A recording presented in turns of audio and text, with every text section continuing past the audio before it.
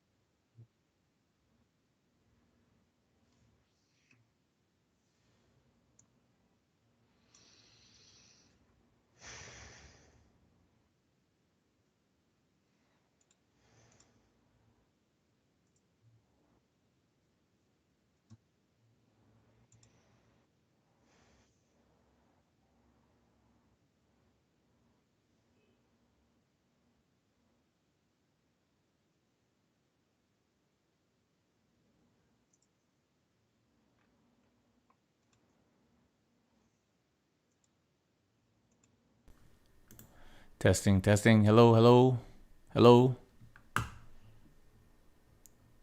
hello. I think that got me now. Hello, can people hear me now?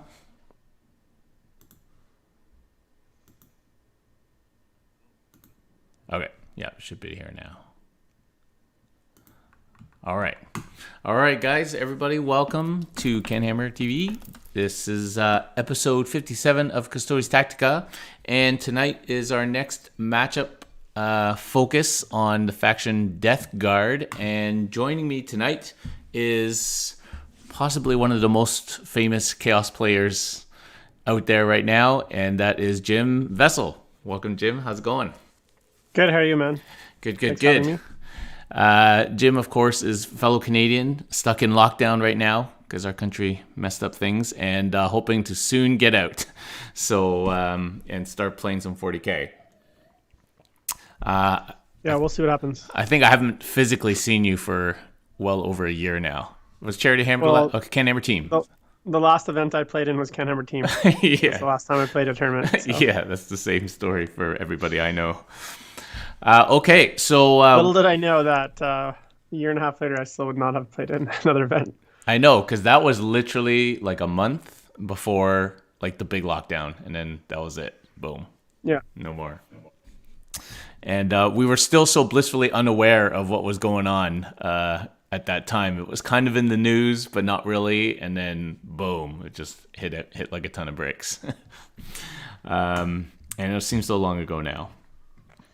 So yes, tonight we'll be talking about Death Guard, what they can do, what we should be afraid of, and maybe we can come up with some ways of strategizing against it.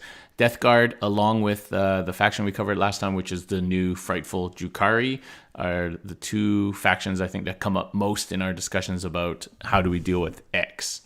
And so hopefully we can get some ideas from tonight. Before we start, so Jim, obviously, if you guys don't know, Jim, as well as being an amazing 40k player, is one of the best painters I know. His armies always look amazing. And did you win the hobby track last year? Yeah, Well, the last full year that it was the last around. full year. Yeah, yeah. So not only did you just missed out on winning the actual ITC, but you were also top of the hobby track like the whole year long, I think, which is amazing. So you started a new paint studio and a YouTube channel as well, Jim. Do you want to tell us a bit about that? Yeah, so it's called Duplicity Paint Studio. It's mainly a front so that I can have an excuse to buy lots of camera equipment and do YouTube and Twitch stuff. So I'm Duplicity Paint Studio on YouTube and Duplicity Paint on Twitch. So make sure to give me a follow. Right now, I'm mostly focused on just kind of like editorial content. So, I'm not playing a lot of games right now. So most of my content is just lots of discussion. I'm working on painting videos. So I'm just right before this, I was working on a Sisters of Battle painting video. So I'm doing a little bit of painting videos, mostly just to teach myself Photoshop and Premiere, which are been a fun kind of side project, is kind of teaching myself how to edit and stuff like that. Sorry, I live across from the fire department.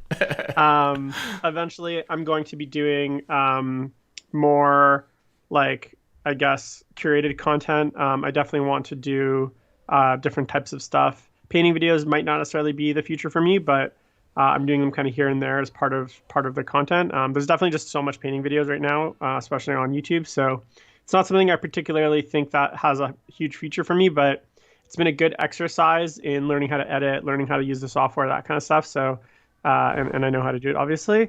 But definitely, I have a lot of ambitious plans for the channels.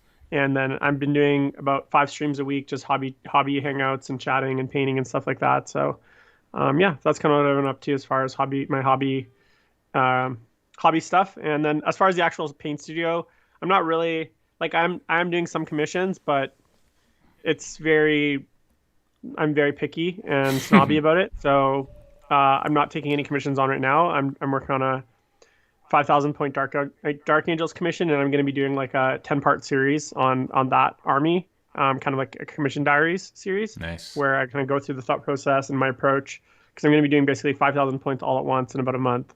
So I Wow. want to kind of show everyone how that's done.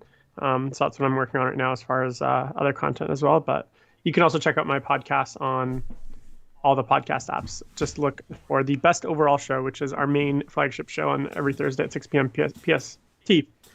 There you go. That's it. That's all the elevator pitch. Yeah, and you do that with Dave Koskes, right? Yeah, that's right. And then I'm also doing 2 other kind of interview style shows throughout the week, and then two to three hobby streams where I'm just literally painting on stream on Twitch. So Nice, nice. Yeah, you had an interview with Rob Symes about sponsorship, kind of ethics of sponsorship, which was a super interesting discussion, actually. Are you aiming to get into things like battle reports and stuff like that, or? probably not battle reports. I mean, it's just not really something that I'm that interested in. For me, the kind of editorial content is the thing that I'm most interested in.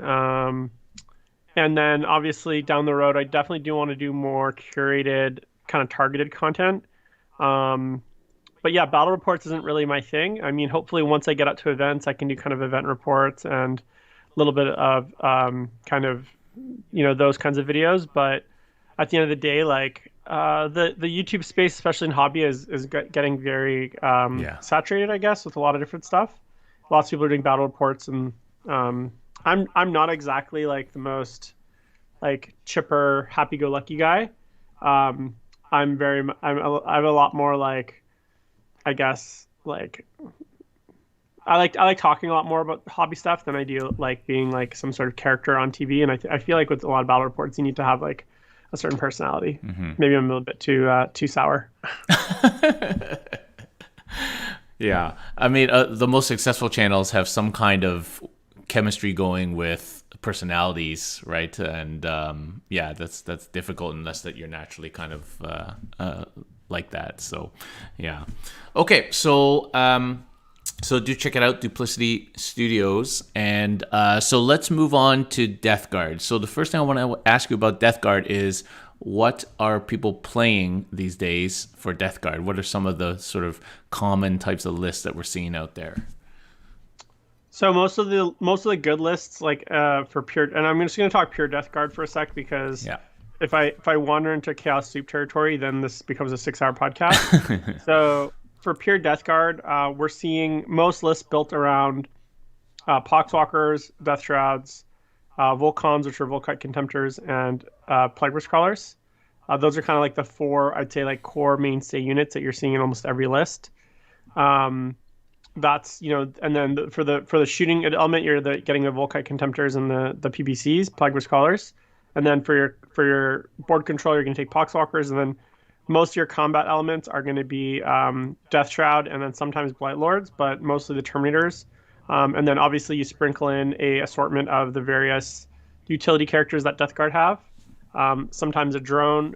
The Flesh Mower drones are very strong and definitely have good utility as well. We're not seeing, yeah, those are kind of, I'd say, like the most common units that you're seeing, and a lot of lists built around that, especially around lists with 12 to 16 Death Shroud Terminators, which are probably the best single unit in the army, and provide the best kind of overall utility and flexibility, I guess. And in an army where each unit, you don't have a lot of units, having units with a lot of flexibility and utility is really important. Yeah, yeah. And we know that they are extremely tough. In many ways, probably tougher than Custodes Terminators, cheaper than our Terminators, and they also hit significantly hard as well. And then the Death Guard got a lot of buffs like toughness buffs, as well as making other people weaker. So do you just kind of find that you just take your 16 Terminators, you just try and park them in the middle of the board and like deal with that, or do you find that they're more a deep strike threat, or how do people expect those to be played against them? Yeah, well, to be honest, I actually don't agree. The army, the army book is very weirdly written. When you kind of go through they have obviously army-wide disgustingly resilient on all the Death Guard models, which does help with the survivability. But outside of that, they actually don't have a lot of survivability-based stratagems or warlord traits. There's nothing to actually make a unit any better than it currently is as far as survivability. So they are very, they die very consistently, if that makes sense. Like they don't have anything like a transhuman or something that gives them a 5++, feel no pain, or anything that helps prevent mortal wounds, or anything that helps prevent damage. So a lot of their abilities, a lot of their defensive stats are kind of just baked right into their profiles. There's nothing kind of added on top of it, which means that like as an opponent playing against them, your damage is actually fairly, although it might not be high, it's consistent, because you don't get these kind of spikes of low damage where oftentimes, like say with Space Marines, if you throw something into a unit and then it transhumans, it'll really like shut down damage for like almost that whole phase. Death Guard just don't have anything like that. So, and then weirdly, they have a lot of mortal wound output, which is one thing that's very unique on the army. They have probably around 3 to 7 ways to producing mortal wounds per turn, whether it's through relics. There's multiple stratagems. Obviously, they have various abilities on the data sheets that produce mortal wounds. Some of the toxins produce mortal wounds. So it's in a weird way almost more offensive, I think, than it is defensive, especially in the mortal wound department. Like they can put out a surprisingly scary amount of mortal wounds per turn. And I think it can be surprising to some people. So that's kind of, and then as far as the Terminators are concerned, I mean, it just really depends on the matchup and the terrain. But one thing to understand with Death Guard is they do not get around the table very fast. And so it's actually a very unforgiving army. They don't have really any fast elements outside of the drones and like a Demon Prince, which you generally don't want to run off by himself. So if you are caught out of position, there's no warp time, there's nothing like that. You very often can lose the game just based on deployment. I've seen Death Guard players lose the game based on their first turn deployment. So you really have to be smart about how you I guess allocate and contribute resources to different areas of the board. And that actually makes the army, I think, a lot harder to play than I think people think, especially pure Death Guard. So yeah. So tell us about this Contemptor, the Volkite Contemptor, because that's a bit of tech that you see everywhere. And so what does it do? Why is it so popular? Why is it so special? Well, it's a combination of like basically 3 things. So first, Volkite Contemptors, they're 150-point dreadnoughts. So they're pretty cheap for the amount of DACA they have. Yeah. They have 16, strength 6, AP 0, damage 2 shots, which is pretty good. Now, AP 0 isn't great, but in that volume, when you're forcing your opponent to make, 10 to 13 saves, the volume actually oftentimes does make up for the lack of AP. So even at a 2+ save, if you have to make 10 to 13 saves, you're failing 1 or 2, and at 2 damage, they're doing quite a bit of damage. Now, the other big thing is that on 6s to wound, they actually do mortal wounds. So when you're getting 15 to 16 hits, and then getting 2 or 3 mortal wounds on top of say 1 or 2 saves that fail, you're doing often 4 or 5 wounds per dreadnought. Now there's 2 combos that you combine. So first is the Tallyman, which gives 1 unit +1 to hit. So you can give one of those dreadnoughts to hit on a 2+ for free. You just pick it at the start of the command phase. Yep. And second thing, there's a relic called the Tollkeeper, which gives all of your core units, which are the dreadnoughts because they're core, exploding 6s to hit. So oftentimes, a Contemptor dreadnought, which hits on 2s, it's got a reroll 1 ability close by, which isn't that common because usually your Chaos Lord or Demon Prince is up in the middle of the board rather than on the backfield. But with 16 shots exploding 6s, oftentimes you'll end up with 16 to 18 hits. Yeah. And then when you're rolling those and 6s to hit, 6s are mortals. I've had it spike up to like 6 to 7 mortals and like quite a few wounds. So, you're often doing quite a bit of damage, and that's just one dreadnought. So often you take them in pairs, and then obviously they can both get the exploding sixes. So that little kind of fire base of two dreadnoughts and a tallyman is just puts out a lot of damage. Volkites have a 45-inch range, which means they're generally going to be able to hit everything on the board. And they are core and they're dreadnoughts, so they reduce damage by one.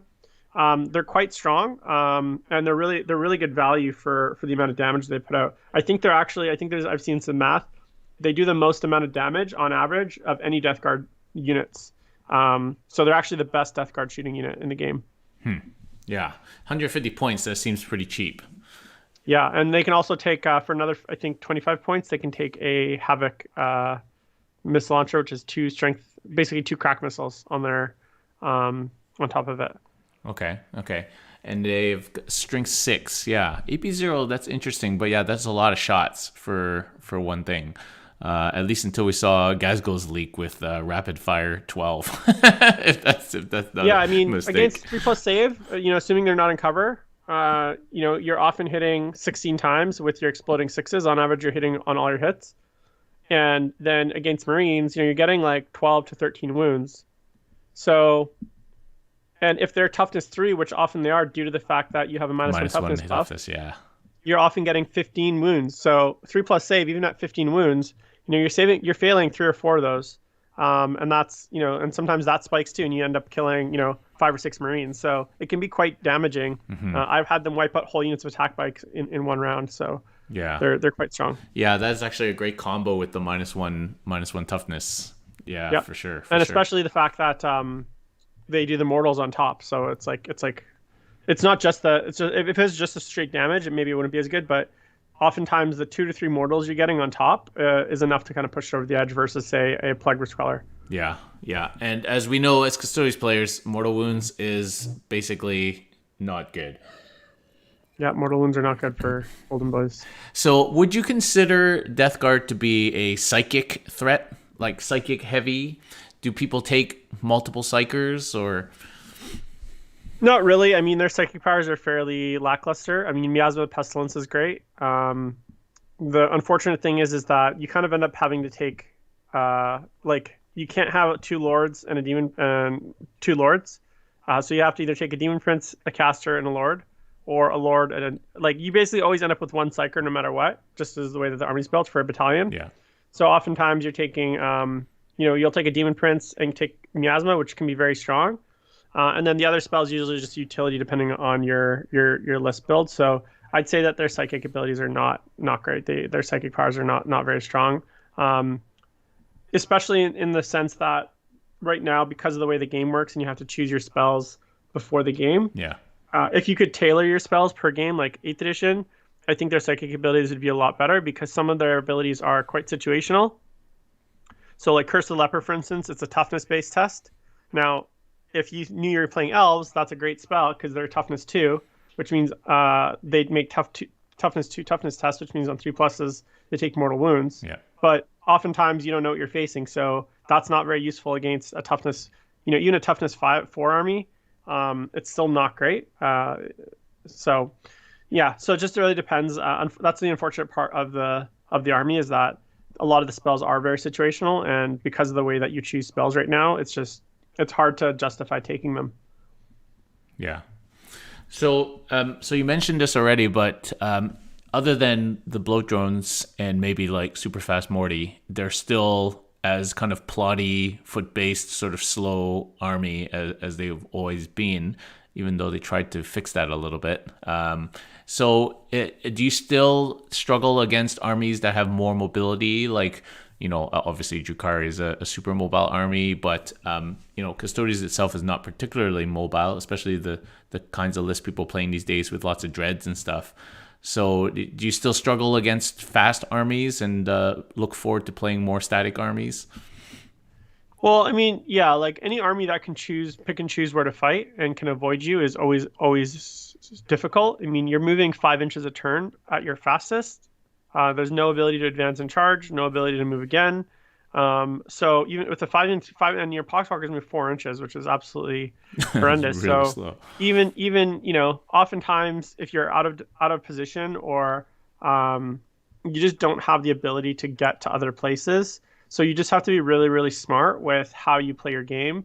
And oftentimes that does mean that you're sitting around waiting for them to come to you, and sometimes smart opponents will just not come to you. They'll go elsewhere. Yeah. Okay, what's happened to Morty? When Morty first came out, everybody was like, "Oh my God, Morty's so strong! He got 3 warlord traits, all this stuff." So, what's happened to Morty in the end? Is it just too expensive, or the army just doesn't need him? Like, what's happened to Morty? Yeah, I mean, I never really thought he was that good, especially in pure Death Guard. With a warp time thrown in through a Chaos Soup, that's a different conversation. But he moves I think around 10 inches per turn, maybe slightly faster. He just doesn't have the speed to get around. He's almost 500 points, so he's a quarter of your army. He's not unkillable, and the thing is, he can only be at one place at one time. So, although he is good, he's just so many lists are built to kill large things or do just high damage that eventually he does die. He's kind of like a giant distraction, basically. I think there are lots of strong builds with him in there, but he's definitely not this kind of like unkillable, I don't know, beast that everyone thinks he is. And a lot of really strong armies that are in the game right now, especially, can take him down pretty easily. So in the current meta, he's not top tier, especially in pure Death Guard. Yeah. Well, let's dip into soup just for a moment then to talk about the warp time Morty, because that is something that everybody on the Discord is constantly asking. How do I take care of warp time Morty? What can I do against warp time Morty? So obviously being able to warp time him makes him a lot faster. So what's the tech behind that? And do you think that, like, how can you deal with a Morty that's coming straight at you, sort of warp timed? Yeah, it's definitely not easy, but using your regular tactics of screens like infantry screens, layering your army so that he can only basically charge one unit at a time. He definitely doesn't he can't hop over stuff. He can only really go 20 inches, I believe.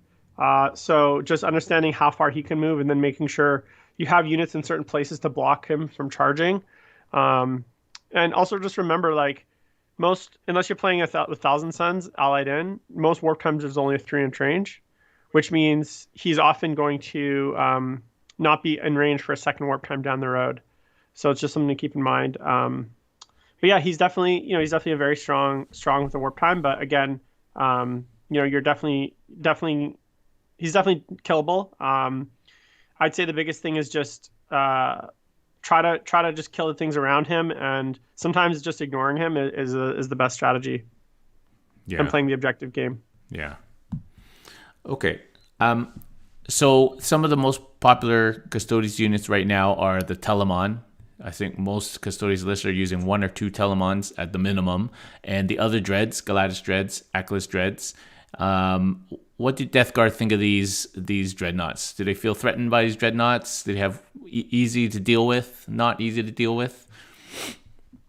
Yeah, Telemons are definitely strong units. I don't like playing against them. They're really hard to crack as far as from a shooting perspective, and then I oftentimes don't want to really get in combat with some of them because they have pretty nasty close combat weapons as well. So and they're not usually just standing there by themselves waiting for you to charge. So they generally have other fun stuff around them. So to usually get to the Telemon, you have to move quite getting to the Telemon is usually the biggest problem because usually it's slightly back of the main force, and that means you're either moving through an entire Custodes army, which is not easy, and there's no real way for you to kind of get back there because you just don't have the speed, right? You don't, as long as your Custodes player is screening out well and has other units, you're going to be having to go through quite a bit of other stuff to get back there. So close combat is not generally an option. And, as soon as you pop your dreadnoughts out to kill it, it's going to be able to pop your dreadnoughts back because they generally have enough shooting. So there's definitely a problem for Custodes, for Death Guard, sorry.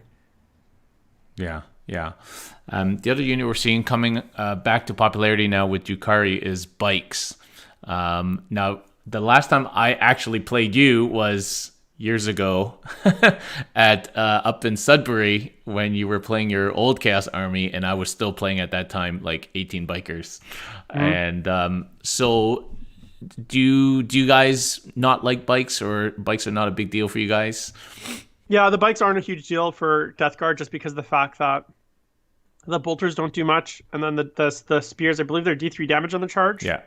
So that means that they're often not doing a ton either with often they're -1 damage. So you're gonna have to roll a 5 or 6 to either even kill, to do enough wounds to kill a Plague Marine, but to actually kill a Death Shroud, you need to get 2 wounds through, and you need to roll like a 4 total between them, Yeah. which with -1 damage is not easy. So Yeah. bikes actually don't do a lot to like Death Shroud Terminators or anything like that, and Death Shroud Terminators will just cleave through all your bikes pretty quickly. Yeah. So the main advantage of the bikes is they can clear up Poxwalkers really well. So they're good at doing that, and they're good at moving around the board really well. But other than that, like the actual close combat ability of your bikes is not that big of a threat as far as Death Guard is concerned. Yeah. Yeah. Okay, let's talk about secondaries. What kind of secondaries do you guys generally use when you're playing? Say you're playing, like Custodes or other slower, not super mobile army. Well, I mean, to be honest, in Death Guard in general don't have a lot of secondaries to be playing, regardless of who they're playing. Like, there's kind of, and I think that's starting to become the case for a lot of armies where there's like 5 or 6 secondaries. So, Yeah. as far as the, sometimes I'll take engage in all fronts. That's very common, and usually I'm not getting the 3 points per turn. I'm usually getting 2 points per turn, just because to be in three quarters is not insanely difficult, and usually you're moving towards the middle of the board anyways. While we stand we fight can be very good. Again, it really depends on your army build. So having the right types of units to take while we stand we fight can be strong. Grinding them down is often good as well, depending on again who you're playing, because you're generally going to have a lot less units than them. And your units are a lot more resilient, so it can be strong. And then as far as like any other beyond that, I mean, I take sometimes I often never take scramblers. Very seldomly take raise the banners if I have to. Spread the sickness, which is a faction secondary, is probably the most common secondary I take. And the big issue with Death Guard is Poxwalkers can't actually score secondaries outside of spread the sickness. So it's actually a huge problem that their main infantry unit can't actually do actions outside of spread the sickness, which means the army is actually very limited in a lot of ways. To be honest, I don't think the book's that strong. I think there's lots of strong units and there's a few strong builds, but just now, especially in the current kind of meta, like you start to look at the book and you're like, oh, there's like all these weird restrictions that make no sense to me. That's really kind of like the kind of like core of Death Guard is just like restrictions for no reason. Okay. Well, let's dip. What do you take from soup then to fill those gaps? What are some of the popular options? So biggest thing you're going to want to take is psychic assists. So bring in a warp time, because that actually helps with the mobility of the army, which is one of the biggest weaknesses. And then you generally want to bring in another unit or two that are going to be able to threaten at range. So whether that's Emperor's Children Terminators that can deep strike and basically guarantee a deep strike charge, those are going to be able to guarantee deep in the board, late game especially, and they're fairly universal. They got all sorts of other abilities. Bringing in things like other shooting units from other armies to help supplement your shooting, because again, Death Guard shooting outside of the Volkites, it's not great. Yeah. So that's where you're going to really want to focus, or you want to bring in maybe potentially some demon allies again to kind of replace things like your Poxwalkers as your main kind of board control, and then obviously faster elements like Keepers of Secrets, Lords of Change to again add some psychic and some fast close combat elements. The biggest like hole in Death Guard right now is the fact that although they do have a lot of damage output and they can take a punch, because they're just so slow, they're not able to react quickly to emerging, like if the game state changes or if the game's hard to, like you need to be in multiple places, you just can't do it without those elements. And so and having a lot of like deep board, like there's no way to get a better charge out of deep strike, right? Yeah. With Death Guard, pure Death Guard. So for me, those are the kinds of things I look at.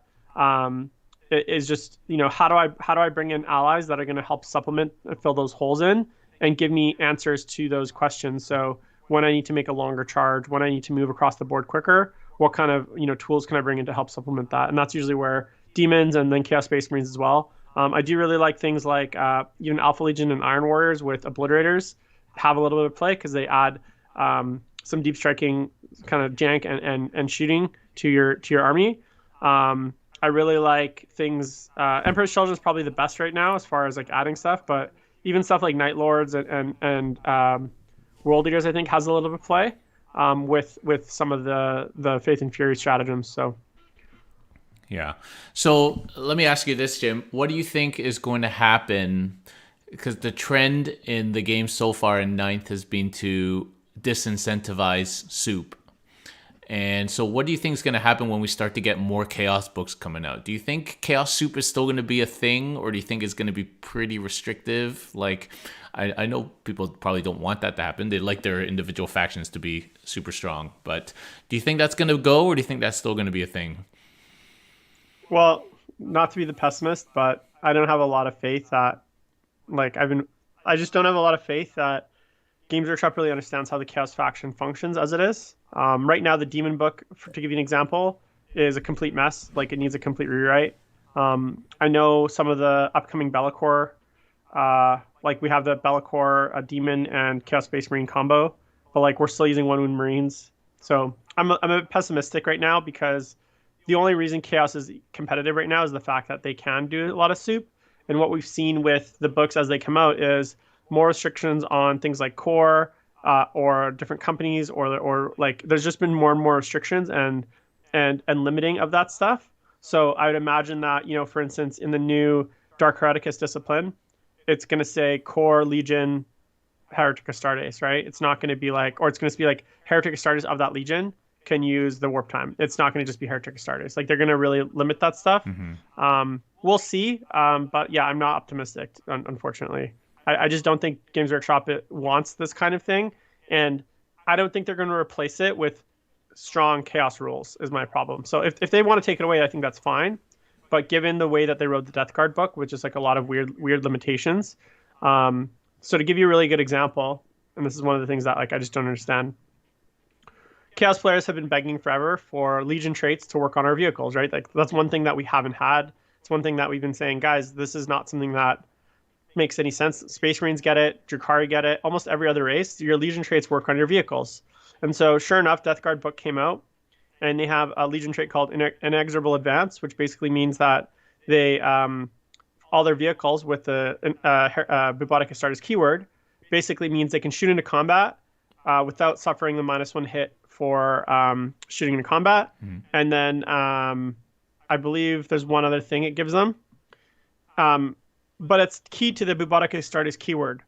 Do you know which units in the Death Guard book have Bubotic Astartes, which vehicles?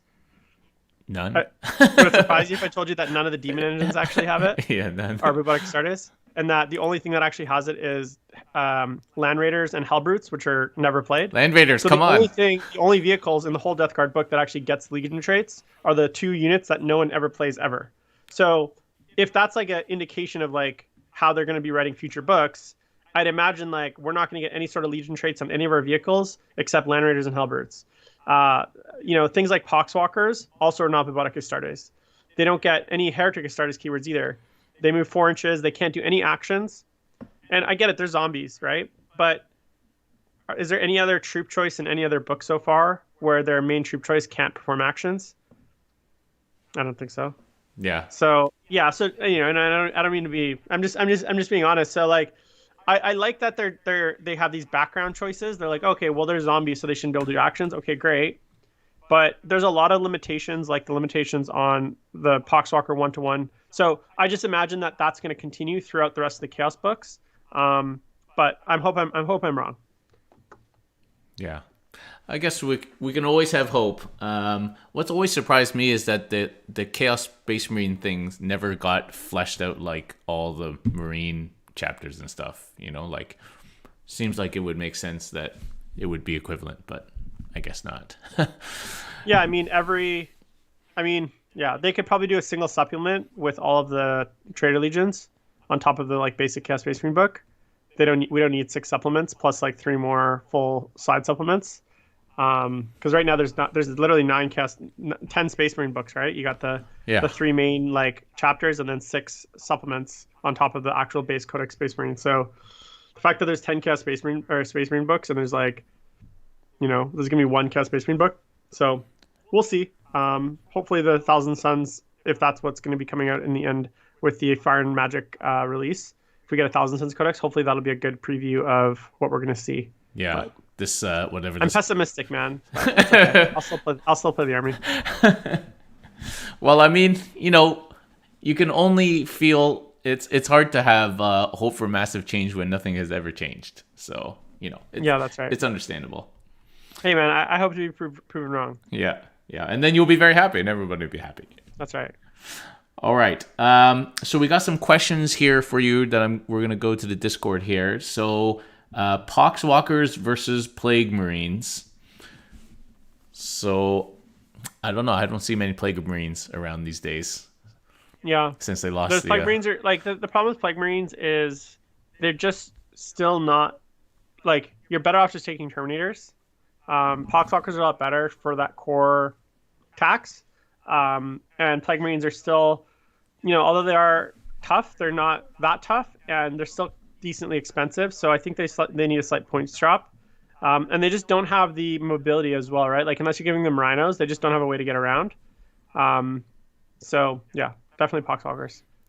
All right. And what is the best way to deal with Death Shroud Terminators, you think? Just hit them as hard as possible or shoot them or...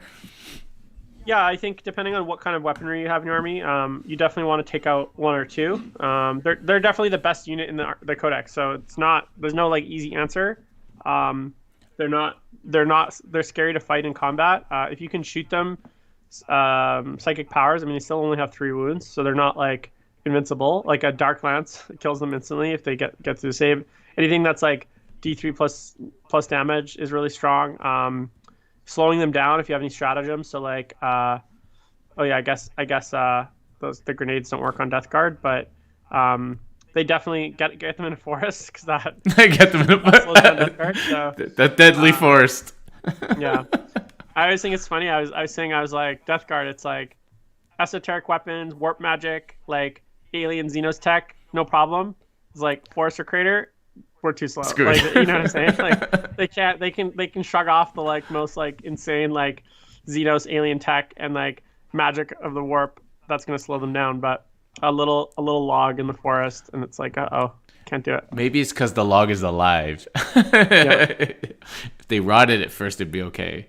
Yeah, it's always weird about that. And so Plague Burst Crawlers. What's the best way of dealing with Plague Burst Crawlers? Shooting them is generally very unsatisfactory. Yeah, I think the biggest thing is to try to threaten them. So Deep Strikers, Death Guard don't have a ton of models to like sit back and take a lot of board control. So if you have Deep Strikers or if you have bikes, are actually pretty good at them. But yeah, like the thing is most people playing Plague Burst Crawlers wants them out so that they can use their entropy cannons. And so you just got to wait for them to come out. I mean, very few Death Guard players are going to just sit them in the back and just fire the mortars.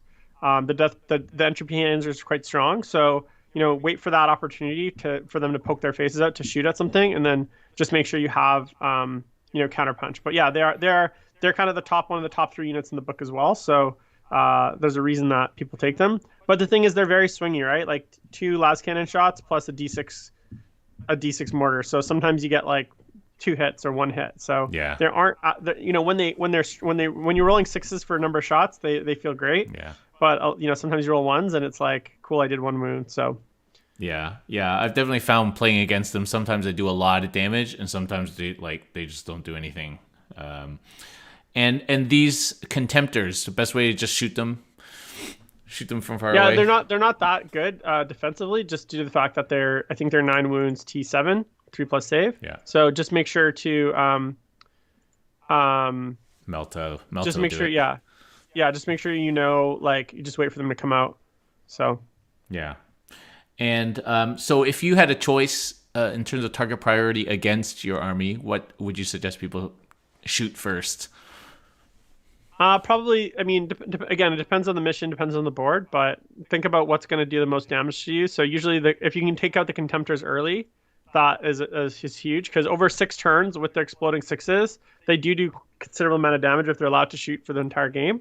And with a decent amount of focus fire, they don't take a ton of focus to kill. Again, only being 9 wounds T7 or maybe even 8 wounds, 3+ save with a 5+ invuln. they're not impossible. They're not very hard to kill. They're basically like killing a rhino. Yeah. Right. So if you can take those out early, great, and then that'll take a lot of pressure off you because those shooting at you for 6 turns is it can be pretty oppressing, especially when they're got the tallyman there and they're doing like 7-8 mortal wounds between them per shooting phase plus all their regular damage. And the fact that they have a 45-inch range means they can threaten things across the whole board. So generally, I'd say I'd definitely try to take out the Contemptors if you can, first thing. And then after that, pick and choose your battles with things like the Death Shroud. The scary thing is like a single Death Shroud champion can wipe out a whole unit. Like they got enough attacks and they can put out a lot of mortal wounds and stuff. So that's kind of the scary thing is like even like I played against Deathwing, Dark Angels. Yep. And I had one. So my Death Shroud Terminator with there's a toxin that means 6s to wound are mortals, and then there's the ability from the biologist Putrefier, which means 6s to wound are mortals. So you do 2 mortals on 6s to wound. 2 mortals per 6. Yeah. So he went in with Diabolical Strength, which gives him +1 attack. So he goes up to 6 base attacks, which double to 12 with the sweep attack. Hitting on 2s, rerolling, and with Arch Contaminator on the biologist, he gets 12 hits and 6s to wound or mortals. So just him alone did like 8 mortal wounds. Oh. And then then the unit will go in and just do another 15 to 20 mortal wounds. So just from that. So just one model can basically wipe out. They're basically mini characters when you get all the buffs off. But so, if there's a way to snipe out the support characters, that's also a good way to kind of target as well. So if you have an opportunity to kill the Foul Blight Spawn or the Biologist Putrefier, definitely take it. Okay, that sounds really nasty. All I remember is playing Will Paul, and he hit me. This is pre-Codex. He hit me with Morty, and he did like 52 attacks or something. Yeah, he can't do that anymore. But... yeah, I can't do that anymore. But that was like, you hit me how many times? That was crazy.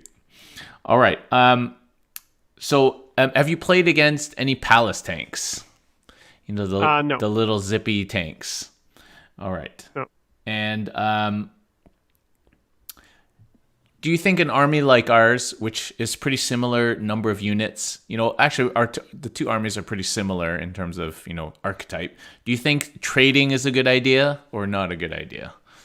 I mean, it can be. The big thing is like, depends on the size of your unit and the specific type of unit. The regular, what are the regular troops called? Just the Guardians? With the shields? Like large blocks of Guardians with the Storm Shields with like the 1+ save can be quite scary and hard to get through. Especially because they have, quite a bit of defense and they're just really hard to kill. Also, like the characters are still nasty, right? Like the Custodes characters. I guess it just really depends what else is in the list because oftentimes the Custodes lists I've been playing usually have like some guard in there or sisters, which actually really help the list kind of be a lot stronger. Because again, just like Death Guard, it fills a lot of holes in the list. Yeah. Yeah. So that's very topical because we talked about soup last week. So guard soup with Custodes, sisters soup. Which one kind of threatens you more? I find the guards a little harder, especially if there's like maybe 2 or 3 manticores or some tank commanders with demolishers. Like those just put out a lot of damage, and it can the manticores pick up all my dreadnoughts. They pick up my PVCs pretty quickly, and they do it kind of with impunity from across the board behind something. Yeah. Especially with full what's it called full payload. Full payload. Sorry, where they're doing 3 damage. Yeah. So those are quite nasty, and I think they have a stratagem where you get like your full 12 hits against vehicles of 12 or more models, or 12 or more wounds, or something like that. So those things I find are actually really oppressive, and it's just because I'm so slow, I can never get to them, right? Yeah. So they just pound me all game. And then obviously Retributors from Sisters, like units of Retributors, or even Sisters Repentia with Miracle Dice charging like 20 inches across the board can be quite nasty as well. So those are the things that definitely scare me. It's the shooting, the strong shooting, out of line of sight shooting to threaten things like my dreadnoughts that can really hurt me. So yeah, I think that hurts everybody. Yep. All right. Okay, so we've covered all the questions. There wasn't any questions on chat. So thanks a lot, Jim, for joining me tonight to talk about Death Guard. No worries. And thanks everybody for watching.